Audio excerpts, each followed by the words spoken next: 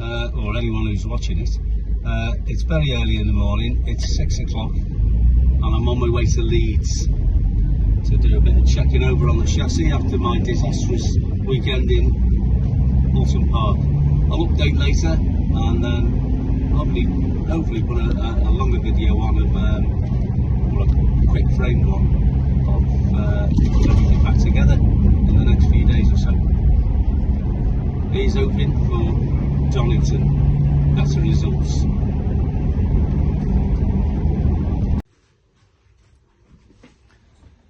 Well, I've just returned from Anderson's, early start this morning, 6 o'clock, up there at 8:30. Had this chassis checked over after the bump at Alton, and just needed a slight tweak that Matt sorted out. We also had Mr. Russell Anderson on hand helping us, which was good that he oversees it and checked that everything was okay. So fingers crossed, hopefully when we get to Donington, we'll be going a bit better. Well, that's an understatement. We've got to be going better than we were at Alton, because that was a disaster. So yeah, roll on Donington. So we're just going to do a time-lapse video now of putting it back together, which on time-lapse should only take about 2 minutes.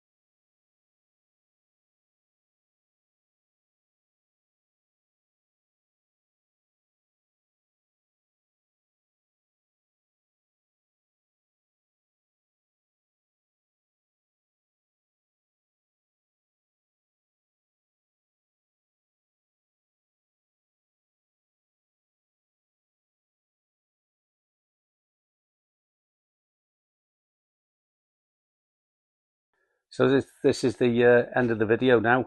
I hope you've enjoyed the fast forwarding. It takes a long time to do this, but when it's fast forwarded, it only takes a couple of minutes, so you don't have to watch it forever. Yeah, so the cart's all finished.